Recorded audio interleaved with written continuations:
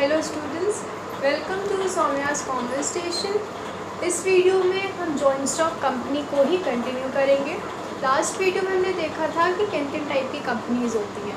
उसमें से एक टाइप आपका था रजिस्टर्ड कंपनी।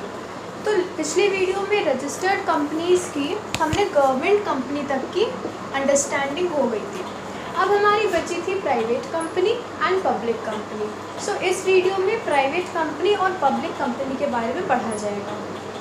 मेन जो इस वीडियो में है वो ये है प्राइवेट कंपनी और पब्लिक कंपनी क्या होती है, एंड देन उसके बाद हमारा फोकस केवल प्राइवेट कंपनी पर रहेगा। पब्लिक कंपनी के बारे में अभी इसमें ज़्यादा नहीं है। प्राइवेट कंपनी के बारे में हम इसके प्रिविलेजेस पढ़ेंगे, मतलब इसको जो बेनिफिट्स दिए गए हैं, इसके advantages and disadvantages, and then उसके आगे आपके चैप्टर में multinational companies and one person company दी गई है। सो प्राइवेट कंपनी क्या है? जो आपकी बुक में डेफिनेशन दी गई है उसमें ये बताया गया है कि प्राइवेट कंपनी एक ऐसी कंपनी होती है जिसका मिनिमम पेड अप कैपिटल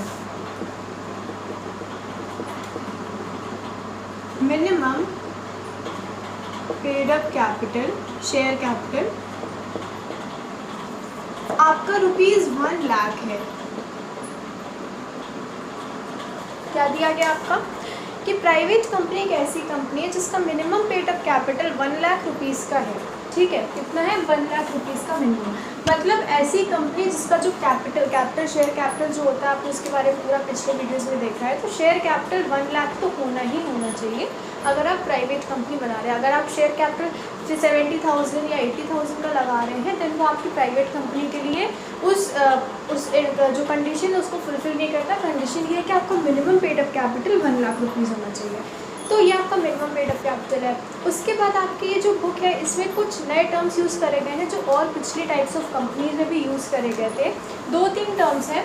एक आपका है ये बात अभी आप भूल जाइए, अभी उन टर्म्स के बारे में ज़रा देखते हैं। एक आपका है आर्टिकल्स ऑफ एसोसिएशन,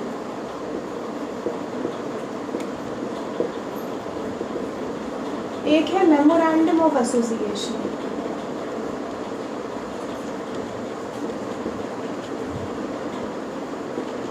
तो ये दोनों क्या है? आर्टिकल्स ऑफ एसोसिएशन और मेमोरेंडम ऑफ एसोसिएशन क्या होता है इसके बारे में अभी आपको नहीं जानना है। आप बस ये जान लीजिए कि जब भी आप आगे क्लास में पढ़ोगे कि कंपनी कैसे बनती है, तो जब कंपनी हम एक फॉर्म करते हैं तो उसमें हमें कई टाइप के डॉक्यूमेंट्स फुलफिल जो होते हैं वो हमें फिल करके और उसको सबमिट करना होता है। तो मेमोरेंडम ऑफ एसोसिएशन और आर्टिकल्स ऑफ एसोसिएशन भी उनमें से 2 डॉक्यूमेंट्स हैं जिनको कंपनी के फॉर्मेशन के टाइम पर हमें बनाकर सबमिट करना होता है रजिस्ट्रार ऑफ कंपनीज़ को। तो इन डॉक्यूमेंट्स में होता क्या है, आपके जो कुछ ये कंडीशंस दी गई, जैसे प्राइवेट कंपनी की कंडीशन दी गई कि minimum paid up capital 1 lakh rupees का होना चाहिए। तो उसमें आगे एक लाइन मेंशन ये है कि और such higher capital which may be prescribed by the articles of association. मतलब ये भी उसमें जो आर्टिकल्स ऑफ एसोसिएशन इसलिए यूज़ करके वो बताया गया है कि अगर ये डॉक्यूमेंट है, इस डॉक्यूमेंट में इससे ज़्यादा कैपिटल भी मेंशन हो सकता है, बिकॉज ये तो मिनिमम मैक्सिमम वैल्यूज़ की जा सकती है। ठीक है, तो आर्टिकल्स ऑफ एसोसिएशन ये कंपनी बनाती है, ये लॉ ने नहीं बनाया, लॉ में होता है। जो कंपनीज लॉ है उसमें भी आर्टिकल्स ऑफ एसोसिएशन दिया रहता है, लेकिन जब भी कोई इंसान अपनी कंपनी खुद बनाता है देन वो उसकी अपनी कंपनी के लिए एक आर्टिकल्स ऑफ एसोसिएशन बनाता है। तो उसमें वो चीज़ें मेंशन करता है हमारे लिए कितना, हमारी क्या क्या डिटेल्स वो आप आगे पढ़ोगे। तो कुछ डिटेल्स जो इन डॉक्यूमेंट्स में मेंशन करी जाती है उन जगह आपकी बुक में, जैसे पेड अप कैपिटल जो है इसके आगे दिया गया है कि या फिर आर्टिकल्स ऑफ एसोसिएशन में जितना मेंशन है। तो इससे आप कंफ्यूज मत होना, तो ये डिफ़िकल्ट चीज़ नहीं, कोई भी बहुत इंपॉर्टेंट नहीं है। बट अगर आप रीडिंग कर रहे हो अंदर उसमें कंफ्यूजन हो रही है, क्या नए टर्म्स है? नए टर्म्स नहीं है, ज़्यादा कुछ नहीं आएगा। बस ये आपको पता होना चाहिए कि ये दोनों एक डॉक्यूमेंट होते हैं जो एक कंपनी के फॉर्मेशन में यूज़ करे जाते हैं। ठीक है, बहुत इंपॉर्टेंट डॉक्यूमेंट्स होते हैं, बहुत इंपॉर्टेंट है। तो प्राइवेट कंपनी का हमने देखा minimum paid up capital 1 lakh rupees था। अब चलो आर्टिकल्स और इसको बता दो। इन दोनों टर्म्स का मतलब बस पता होना चाहिए था, बिकॉज दो इसके डेफिनेशन कुछ आपकी आई नहीं है बुक में, बट यू शुड नो कि ये डॉक्यूमेंट्स क्या होते हैं। तो चलो प्राइवेट कंपनी बनाते हैं। प्राइवेट कंपनी ऐसी कंपनी है जिसका minimum paid up capital 1 lakh rupees है। उसके आगे दिया गया है आपको बुक में कि restricts the right of its members to transfer shares. देखो ये बात पहले भी बताई गई थी कि जो प्राइवेट कंपनी होती है वो शेयर्स को ट्रांसफ़र करने पे रेस्ट्रिक्शंस लगाती है। मतलब कि अगर कोई प्राइवेट कंपनी है एंड उसका कोई मेंबर मिस्टर ए है, मिस्टर ए कोई मेंबर है, तो मिस्टर ए इस कंपनी के मेंबर कैसे बने होंगे? जब इन्होंने शेयर को, कुछ शेयर्स को परचेज़ करा होगा, बाय करा होगा। अब अगर वो उस कंपनी से कंपनी को छोड़ना चाहते हैं तो वो क्या कर सकते हैं? इन शेयर्स को किसी और को, मिस्टर एक्स को या किसी और को सेल कर देंगे। तो इन्होंने जब शेयर्स खरीदे तब वो इस प्राइवेट कंपनी के मेंबर बन गए, इसकी मेंबरशिप उन्हें मिल गई। अब अगर वो अपने आप को उस कंपनी से निकालना चाहते हैं, उस मेंबरशिप से निकालना चाहते हैं, तो वो उन शेयर्स को ट्रांसफ़र कर देंगे। ट्रांसफ़र मतलब यही है सेल कर देंगे, या तो कंपनी को दे दे या तो किसी और को दे दे। तो ये क्या प्रोसेस है वो आगे पता लगेगा। बट अभी आप ये जानो कि ये जब अगर ये कंपनी की मेंबरशिप से निकलना चाहते हैं, छोड़ना चाहते हैं, तो इन्हें ये शेयर्स अगर ट्रांसफ़र करने हैं तो इस पर ये कंपनी, प्राइवेट कंपनी रेस्ट्रिक्शंस लगाती है। अगर आप पब्लिक कंपनी की बात करो तो पब्लिक कंपनी में ऐसा कोई रेस्ट्रिक्शन नहीं होता है, लेकिन प्राइवेट कंपनी में अगर कोई मेंबर अपने शेयर्स को ट्रांसफ़र करना चाहता है किसी और को, किसी भी रीज़न की वजह से, एक रीज़न ये भी है कि अगर वो उस मेंबरशिप से हटना चाहता है, जनरली मेंबरशिप से हटने के लिए ही लोग शेयर्स ट्रांसफ़र करते हैं, ठीक है। तो उसमें क्या होता है, प्राइवेट कंपनी रेस्ट्रिक्शंस लगाती है। आप ऐसे ही किसी को अपने शेयर्स ट्रांसफ़र नहीं कर सकते हो, आपको बहुत उसमें, जब तक वो डिसाइड नहीं करेंगे, उनका ऑर्डर नहीं आएगा, तब तक आप नहीं ट्रांसफ़र कर सकते हो। तो ये प्राइवेट कंपनी का दो चीज़ है। पहली चीज़ मिनिमम पेड अप कैपिटल, दूसरा there is restriction on the transfer of shares. Third आपका आता है कि limits the number of members to 200। जो मिनिमम नंबर ऑफ मेंबर्स हैं,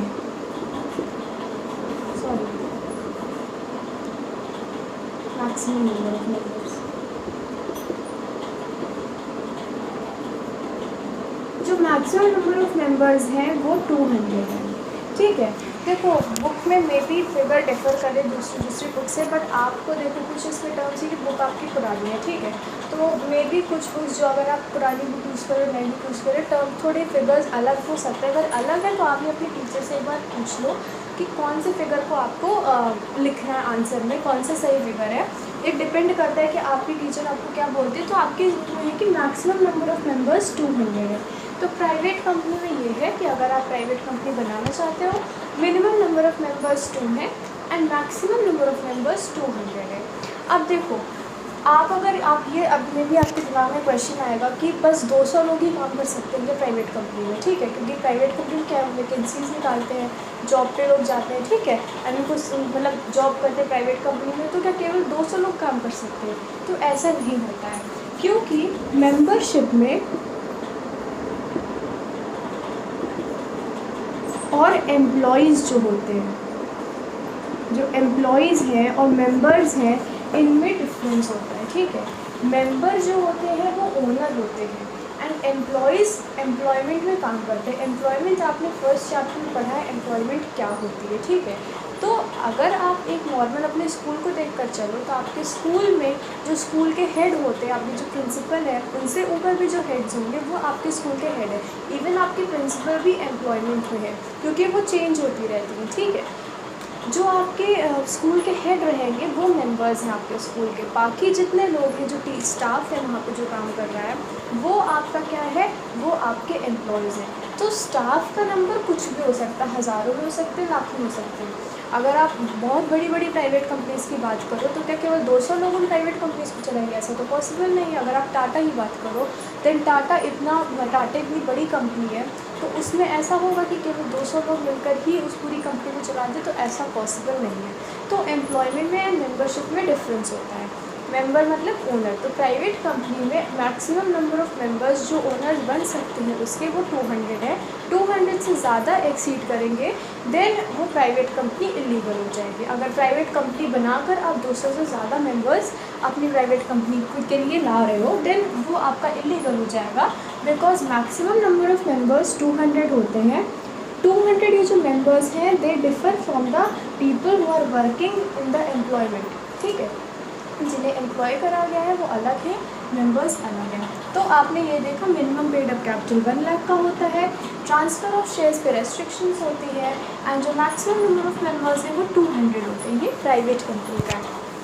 अब आपका आता है prohibits any invitation to the public to subscribe for the shares and debentures of the company। ये क्या स्टेटमेंट है? इसका मतलब ये है कि जो आपकी प्राइवेट कंपनी होती है, जो आपकी प्राइवेट कंपनी होती है उसमें उसके जो शेयर्स हैं, तो आपकी जो बुकिश लैंग्वेज उसमें ये बताया कि इट डज़ नॉट इनवाइट, जो पब्लिक है हमारी जनरल पब्लिक होती है उसको ये इनवाइट नहीं करती है कि आप आकर हमारे शेयर्स को परचेज़ करें। प्राइवेट कंपनी कहती है कि हम हमारे शेयर्स सारी पब्लिक के लिए खोलकर नहीं रखेंगे कि कोई भी आकर हमारे शेयर्स परचेज़ करके प्राइवेट कंपनी का एक मेंबर या ओनर बन जाए, ठीक है, क्योंकि शेयर्स परचेज़ करके आप प्राइवेट कंपनी का ओनर बन सकते हो। तो प्राइवेट कंपनी जो होती है वो अपने शेयर्स को पब्लिकली नहीं सेल करती है, जैसे कि स्टॉक मार्केट में होता है। स्टॉक मार्केट में क्या होता है, लोग अपने शेयर्स को लगा देते हैं स्टॉक मार्केट में एंड देन जिन्हें उनको खरीदना होता है नॉर्मल जनरल पब्लिक वो आकर परचेज़ कर लेती है। प्राइवेट कंपनी अलाउ नहीं करती है कि कोई भी जनरल पब्लिक आकर उनके शेयर्स को परचेज़ कर ले, ठीक है। तो प्राइवेट कंपनी के जो शेयर्स हैं they are not available for the public to purchase them, ताकि वो पब्लिक जो है वो उस प्राइवेट कंपनी के मेंबर या ओनर बन जाए। इसीलिए ये भी आपका है कि प्राइवेट कंपनी के लिमिट जो मैक्सिमम नंबर ऑफ मेंबर्स है वो 200 है, ऐसे पब्लिक में कर देंगे देन कोई भी परचेज करेगा, बहुत कॉम्प्लेक्स प्रोसीजर हो जाएगा। तो ये सिंपल सी बात है कि प्राइवेट कंपनी कहती है हमारे शेयर्स जनरल पब्लिक नहीं परचेज़ कर सकती है, ठीक है। पब्लिक कंपनी की अगर हम बात करेंगे तो पब्लिक कंपनी में ऐसा कोई रेस्ट्रिक्शन नहीं है, जितने लोग चाहे वो उतने उनके शेयर्स परचेज़ कर सकते हैं। तो बीच बीच में इन चीज़ों से आप पब्लिक कंपनी और प्राइवेट कंपनी का डिफरेंस भी देख सकते हो। लाइक इसका minimum paid up capital 1 lakh है, तो पब्लिक कंपनी का आपका जो होता है आगे बताया जाएगा। इसके मैक्सिमम नंबर ऑफ मेंबर्स 200 है। पब्लिक कंपनी में कोई लिमिट नहीं है, तो कोई लिमिट नहीं है, ऐसे आप इसको रिलेट कर सकते हो कि मतलब पब्लिक कंपनी जब अपने शेयर्स सबके लिए खोल के रखी हुई है, कोई भी परचेज़ कर सकता है। प्राइवेट कंपनी के shares are not available for the public to purchase, ठीक है, ये आपका हो गया। देन आपका आता है प्रोहिबिट्स एनी इन्विटेशन और एक्सेप्टेंस ऑफ डिपॉजिट्स। देखो ये आपका थोड़ा लैंग्वेज जो है इसकी वैसी है। होता क्या है, जैसे कि प्राइवेट कंपनी है, प्राइवेट कंपनी देखो कंपनी में क्या है, लोन्स लेती है, ठीक है, लोग डिपॉजिट करके चले जाते हैं प्राइवेट कंपनी मतलब कंपनीज़ के लिए। तो होता है कि प्राइवेट कंपनी कहती है कि हमें किसी भी बाहर वाले से कोई भी फंड्स डिपॉजिट्स वैसे नहीं चाहिए, ठीक है। प्राइवेट कंपनी में कोई डिपॉजिट्स चाहिए, जैसे इसमें आपके क्या टर्म्स यूज़ हुए हैं कि डिपॉजिट्स हो गए या इमिटेशन ऑफ डिपॉजिट्स। डिपॉजिट्स किस फॉर्म में होते हैं, डिपॉजिट्स आपके फंड्स हो सकते हैं मनी के फॉर्म में, other than the members directors और द रिलेटिव्स। प्राइवेट कंपनी कहती है कि अगर इनको कोई डिपॉजिट चाहिए, डिपॉजिट इनको अगर कोई करना चाहता है मतलब मनी इनको कोई देना चाहता है, तो ये केवल मेंबर्स से लेंगे, मतलब जो ओनर्स होते हैं इस प्राइवेट कंपनी के, उनकी मैक्सिमम लिमिट 200 है। ये डायरेक्टर्स से लेंगे। डायरेक्टर्स कौन होते हैं, डायरेक्टर्स जो मैनेज करते हैं, कंट्रोल बोर्ड ऑफ डायरेक्टर्स आपने पढ़ा जो मैनेजमेंट का काम देखते हैं। ओनरशिप एंड मैनेजमेंट अलग होती है। डायरेक्टर्स जो मैनेजमेंट का काम देखते हैं उनसे, या फिर उनके रिलेटिव्स से, उनके रिश्तेदारों से। तो प्राइवेट कंपनी कहती है कि हम केवल अपने डायरेक्टर्स, अपने मेंबर्स और उनके रिलेटिव से ही डिपॉजिट्स एक्सेप्ट करेंगे, बाकी किसी से हमें मनी के फॉर्म में डिपॉजिट नहीं चाहिए। तो ये आपकी 4th फीचर थी प्राइवेट कंपनी की। तो प्राइवेट कंपनी में ये देखो minimum paid up capital 1 lakh होता है। There is restriction on the transfer of shares.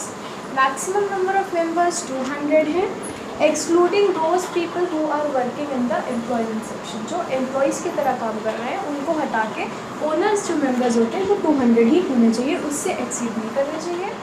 Private company के शेयर्स जनरल पब्लिक के लिए अवेलेबल नहीं है कि जनरल पब्लिक आकर उन्हें खरीद सके। एंड जो प्राइवेट कंपनी है वो डिपॉजिट्स केवल अपने मेंबर्स, डायरेक्टर्स व उनके रिलेटिव से एक्सेप्ट करती है। ये आपके फीचर्स थे प्राइवेट कंपनी के। अब देखो एक बात और, प्राइवेट कंपनी जो होती है, कोई भी प्राइवेट कंपनी अगर है तो उसके लिए ये बाउंडेशन है कि उसको अपने नाम के आगे, जो प्राइवेट कंपनी है उस प्राइवेट कंपनी को अपने नाम के आगे pvt.ltd. प्राइवेट लिमिटेड, ये टर्म यूज़ करना है।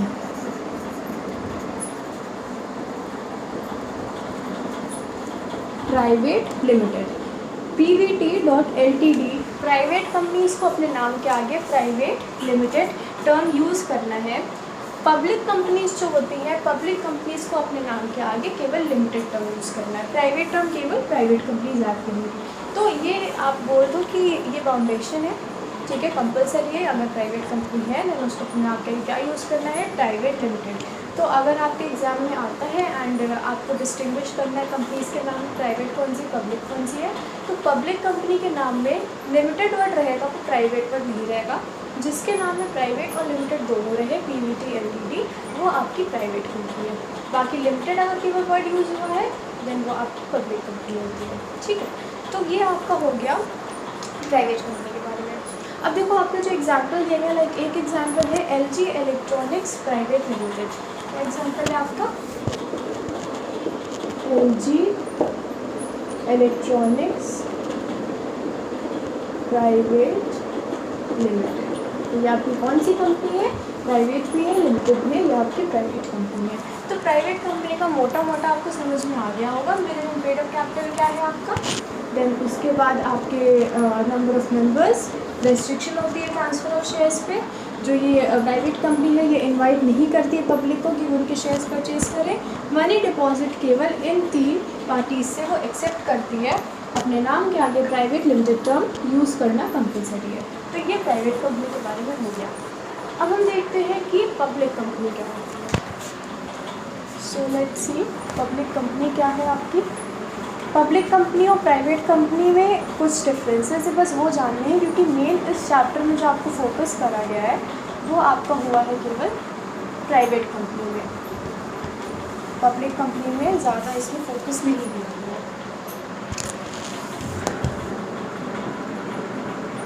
तो हम आते हैं पब्लिक कंपनी पे। पब्लिक कंपनी का पहला आपका दिया गया है कि it is a company which is not a private company. Private company अगर नहीं है तो वो आपकी पब्लिक कंपनी है।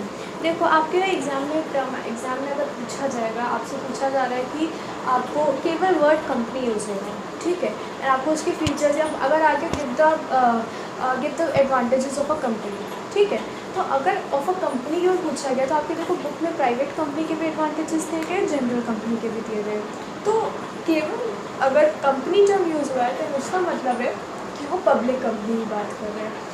अगर आपके एग्ज़ाम में कंपनी के पीछे प्राइवेट वर्ड यूज़ किया गया है तभी आप उसको प्राइवेट कंपनी के सेंस में लेकर चलेंगे।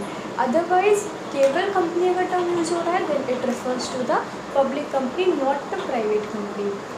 तो ये आप जान लेना कि ये तो इससे रिलेटेड है ना, ये सिंपल सा ये है कि एग्ज़ाम में कंपनी टर्म है then it's public company, private company है तब वो प्राइवेट कंपनी होगा।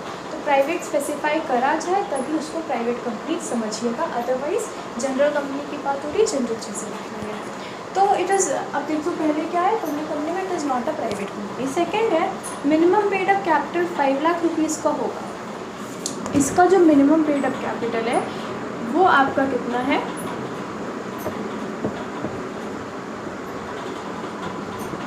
5 लाख रुपीज़ का। मतलब मिनिमम जो कैपिटल आप इसमें लगाओगे, इसमें आपने 1 लाख लगाया था, इसमें आपने 5 लाख लगाया है, तब आपकी पब्लिक कंपनी का ये एक क्राइटेरिया पूरा होता है। देन आपका आता है it is a subsidiary of a company which is not a private company. मतलब it is a subsidiary of a public company, subsidiary of public company.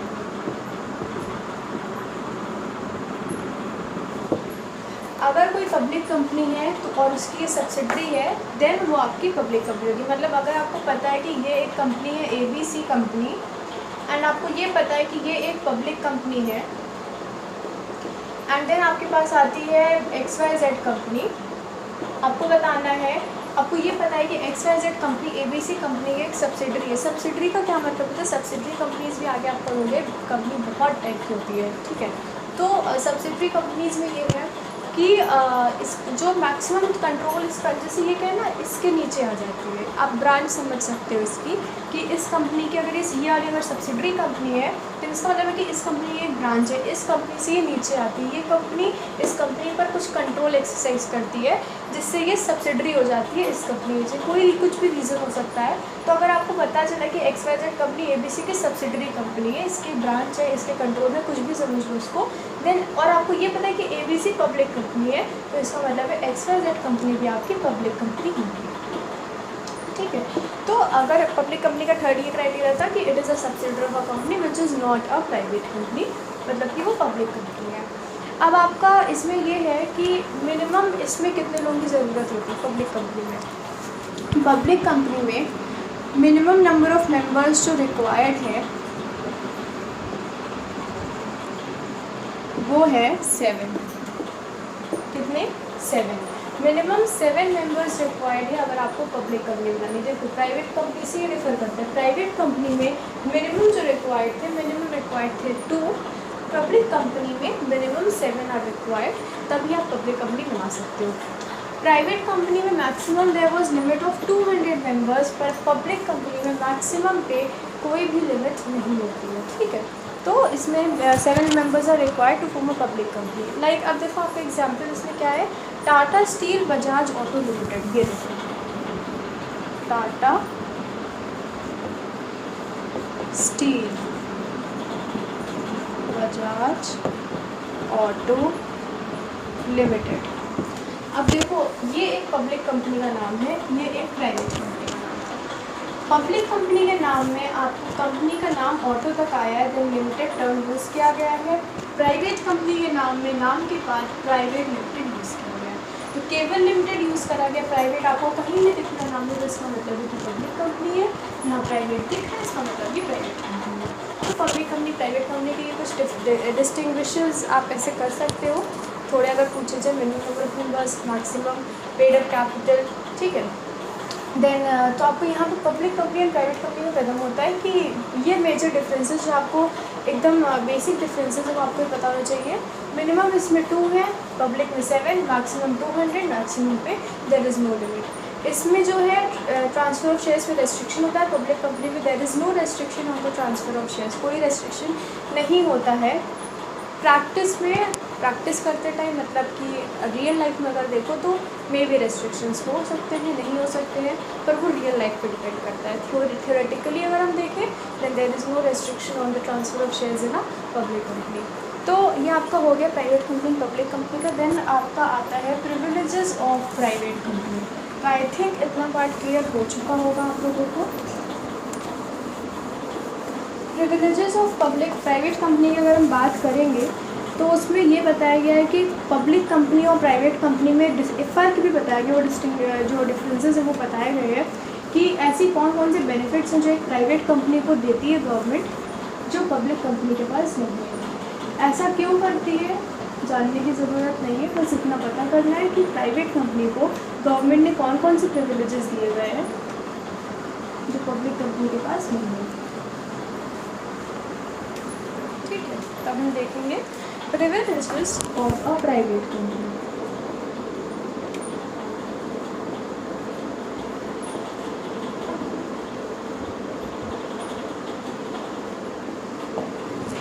ठीक है, प्रिविलेजेस का क्या मतलब होता है? बेनिफिट्स।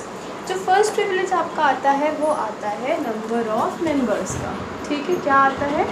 मेंबर्स कितने हैं। प्राइवेट कंपनी और पब्लिक कंपनी की चलो हम ऐसे बात करते हैं, ये प्राइवेट हो गई और ये आपकी पब्लिक हो गई।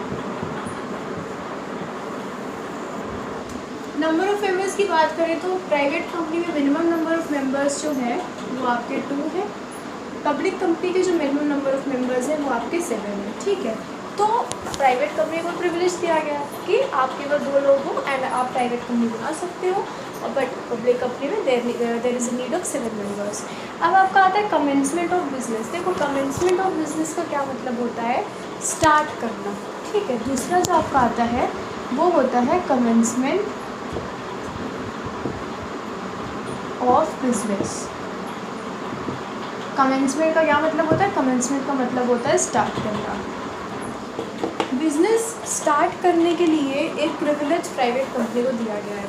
होता है क्या, जब हम कंपनी को रजिस्टर करते हैं, कंपनी को जब रजिस्टर करते हैं तो एक हमको रजिस्टर करने के बाद जो सर्टिफिकेट मिलता है वो होता है सर्टिफिकेट ऑफ इनकॉर्पोरेशन, एंड दूसरा होता है certificate of commencement of business.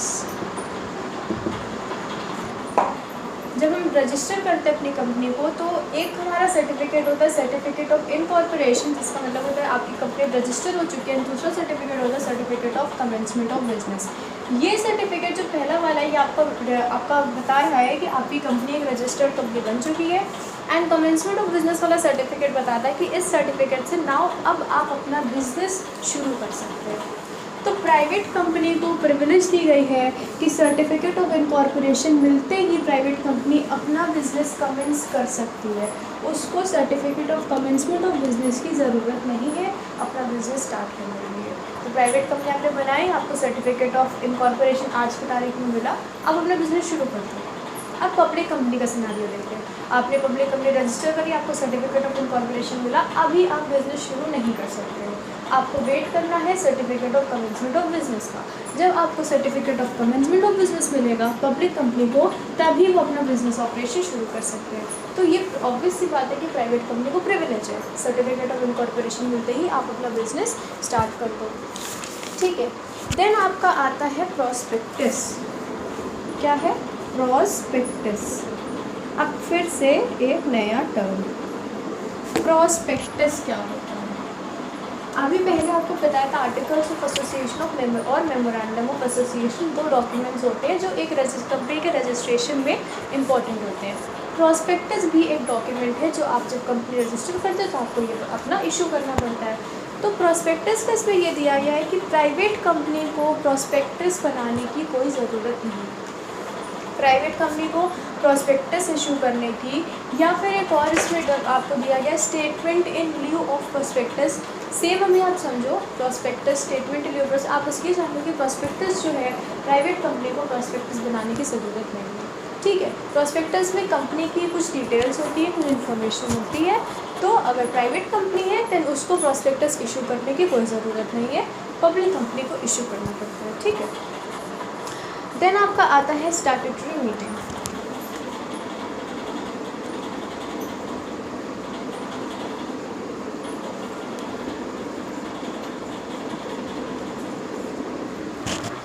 Statutory meeting, statutory का मतलब क्या होता है? स्टैट्यूटरी टर्म कई बार आ चुका है, आपने स्टैट्यूटरी कंपनी के बारे में भी पढ़ा है। स्टैट्यूटरी का मतलब जो होता है वो सिंपल आप ये समझ लो कि लीगल कंपल्सरी, लीगली कोई चीज़ अगर कंपलसरी है करना, लॉ अगर कहता है कि कंपलसरी है ये चीज़ करना, देन उस चीज़ को हम बोलेंगे स्टैट्यूटरी। तो स्टैट्यूटरी का मतलब होता है कि ये एक लीगल कंपल्शन होती है,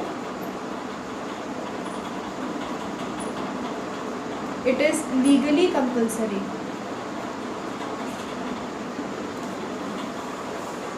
लीगली कंपलसरी अगर कोई चीज़ है तो उसे हम बोलेंगे स्टैट्यूटरी। तो स्टैट्यूटरी मीटिंग होती है जो कंपनीज को बोला जाता है कि आपको ये मीटिंग्स रखनी चाहिए, ऑर्गेनाइज करनी चाहिए।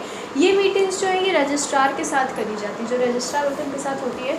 तो ये है कि जो प्राइवेट कंपनी होती है आपको it is not required to hold these meetings. जो प्राइवेट कंपनी है उसको ये स्टैट्यूटरी मीटिंग्स करने की, रजिस्ट्रार के साथ करने की कोई ज़रूरत नहीं होती है। तो ये प्रिविलेज प्राइवेट कंपनी को दिया गया है। अब आपका आता है डायरेक्टर्स, ठीक है। डायरेक्टर्स क्या होते हैं? तो थोड़ा सा बोर्ड साफ कर लिया है।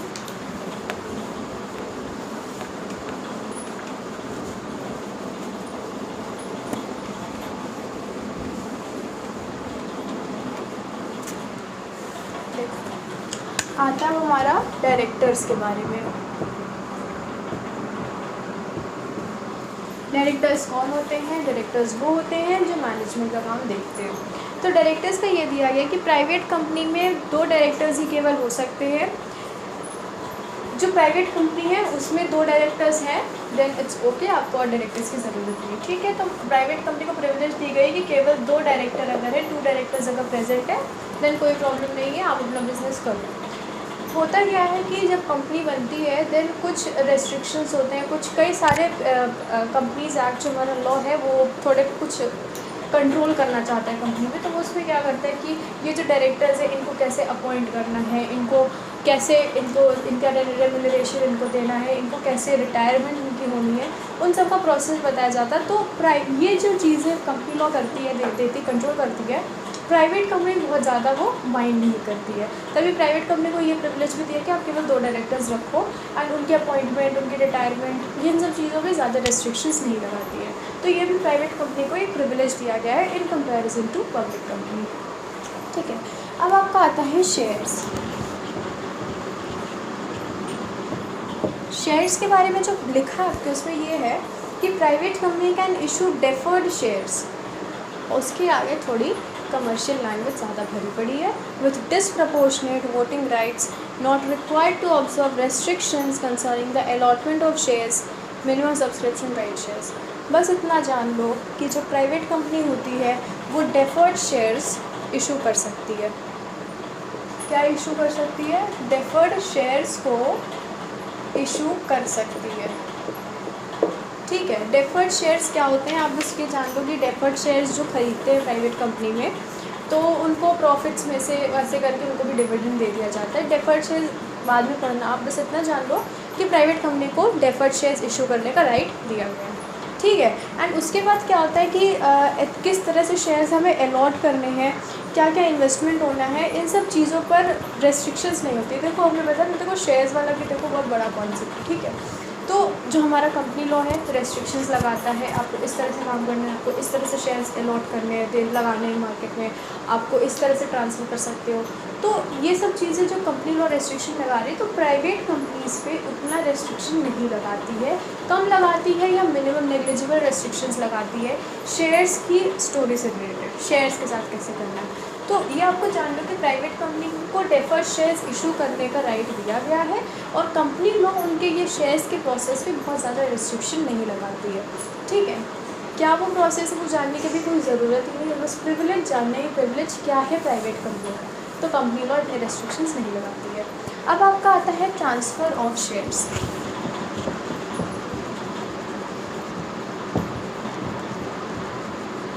ट्रांसफ़र ऑफ शेयर्स पे देखो, ट्रांसफ़र ऑफ शेयर्स तो पहले ही बताया था, सिंपल सा है कि private company can refuse to register a transfer of share.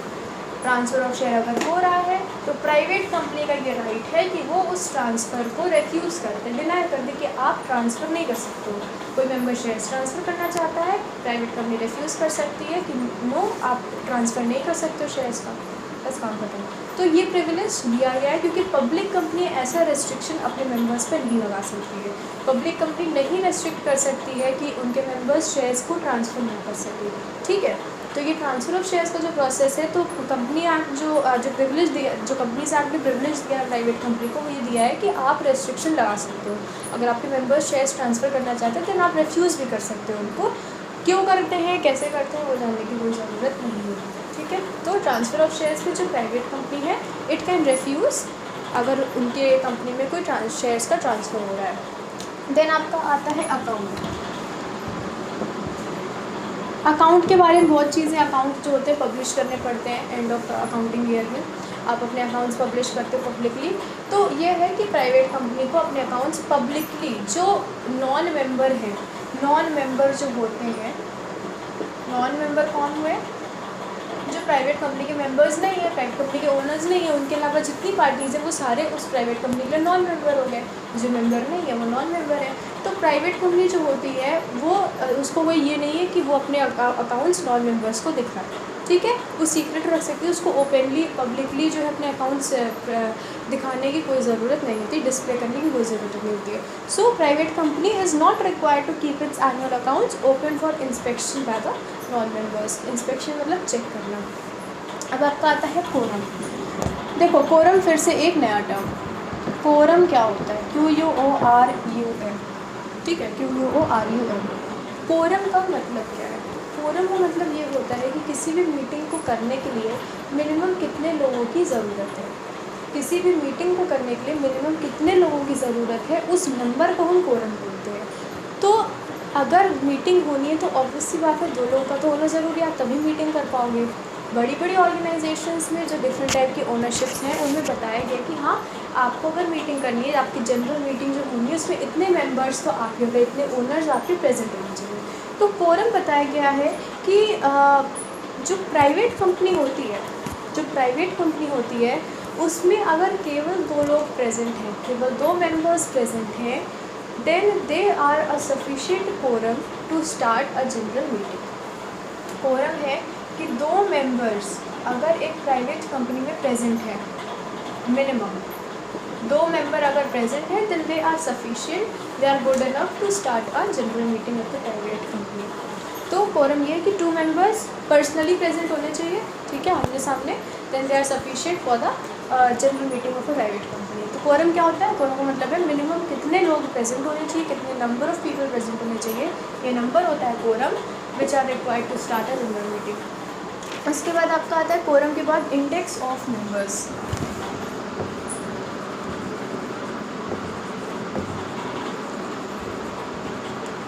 Index of members क्या होता है? जैसे आप स्कूल जाते हो तो आपका रजिस्टर एक बनता है जिसमें आपका रोज अटेंडेंस रिकॉर्ड होता है, ठीक है, तो उसको हम इंडेक्स, आपको इवन जब बोर्ड एग्जाम्स होते हैं तो आपको इंडेक्स नंबर अलॉट करे जाते हैं, 10th में होंगे आपके, सो आपको इंडेक्स नंबर अलॉट किया जाएगा। तो इंडेक्स ऑफ मेंबर्स आप ये समझ लो कि एक रिकॉर्ड होता है मेंबर्स का। तो प्राइवेट कंपनी को बोला गया है कि जो आपका ये इंडेक्स ऑफ मेंबर्स है जिसमें आप मेंबर्स का पूरा रिकॉर्ड आपने रखा हुआ है, तो वो आपको प्रिपेयर करने की, मेंटेन करने की ज़रूरत नहीं है रजिस्ट्रार को दिखाने के लिए, ठीक है। जो रजिस्ट्रार होते हैं, registrar of members, register of members आपको, सॉरी, जो रजिस्टर ऑफ मेंबर्स आपका होता है उसमें ये इंडेक्स आपको बनाने की कोई कंपल्सरी नहीं है कि आप ये समझ लो कि आपके टीचर्स को बोल दिया जाए कि आपको ये अटेंडेंस रिकॉर्ड करने की कोई ज़रूरत नहीं है, आपके इंडेक्स तो वही हो गया, ठीक है, तो आपको वो रिकॉर्ड्स बनाने की ज़रूरत नहीं है।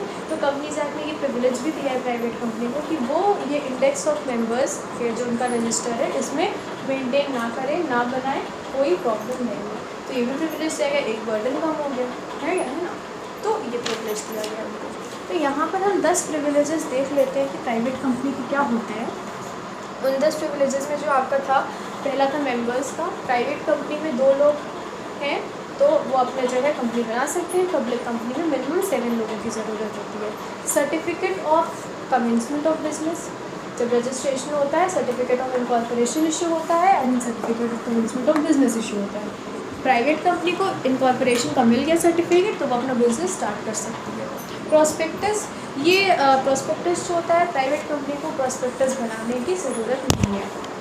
स्टैट्यूटरी मीटिंग लीगली कंपलसरी होती है जो करना, तो ये भी प्राइवेट कंपनी को रजिस्ट्रार के साथ बुक करने की कोई ज़रूरत नहीं है। देन आपका आता है डायरेक्टर्स। प्राइवेट कंपनी में मिनिमम 2 डायरेक्टर्स अगर हैं देन उसमें कोई प्रॉब्लम नहीं है, 2 डायरेक्टर्स केवल हैं। डायरेक्टर्स की अपॉइंटमेंट, रिटायरमेंट, इन सब चीज़ों पर भी रेस्ट्रिक्शंस नहीं होते हैं। Shares, private company deferred shares issue कर सकती है और उसके जो शेयर्स का प्रोसेस है उसमें भी रेस्ट्रिक्शंस नहीं लगाती कंपनीज को। Transfer of shares, private company transfer of shares को रेफ्यूज़ कर सकती है, रुकवा सकती है, मना कर सकती है। अकाउंट, प्राइवेट कंपनी को नॉन मेंबर्स को अपने अकाउंट्स पब्लिश करने के लिए, इंस्पेक्शन के लिए देने की कोई ज़रूरत नहीं है। कोरम, मिनिमम 2 मेंबर अगर प्रेजेंट है then they are enough quorum for the meeting of a private company. And then index of members को मेंटेन करने की भी प्राइवेट कंपनी को कोई ज़रूरत नहीं है। So these are some of the privileges of the private company. Next video में हम देखेंगे कि प्राइवेट कंपनी के एडवांटेजेस एंड डिसएडवांटेजेस क्या है, एंड उसके बाद हम देखेंगे कि मल्टीनेशनल कंपनीज क्या है एंड 1 पर्सन कंपनी क्या है। तब हमारा ये जो चैप्टर है जॉइंट स्टॉक कंपनी का वो एंड हो जाएगा एंड उसके बाद देखते हैं आगे कौन से चैप्टर्स हैं। टिल देन आप अपना ये रिवाइज करते रहो, रीड करते चलो, एंड दो इट्स लेट, एग्ज़ाम्स तो सबके हो ही गए होंगे, तो इस ईयर के जो स्टूडेंट्स हैं उनको बेनिफिट हो जाएगा मेरी वीडियो से। Then do like, share, subscribe, and good to see you all again.